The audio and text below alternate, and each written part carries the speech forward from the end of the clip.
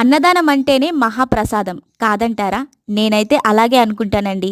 ఎందుకంటే మేము ఎప్పుడు ఏ గుడికి వెళ్ళినా ఫస్ట్ దర్శనం అయిపోయిన వెంటనే అన్నదానం ఎక్కడైనా దొరుకుతుందేమో అని ఎదురు చూస్తాము.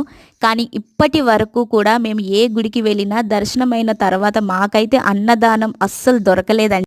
లాస్ట్ 2 ఇయర్స్ బ్యాక్ మేము భీమవరం మా ఊళ్ళమ్మ తల్లి గుడికి వెళ్ళినప్పుడు దర్శనం అయిపోయిన వెంటనే బయటికి వచ్చి చూసేసరికి అక్కడ నిత్యాన్నదానం జరుగుతుంది. ఎప్పటిలాగానే మనకు కూడా ఈసారి అన్నదానం దొరకదులే అని లైట్ తీసుకున్నాము.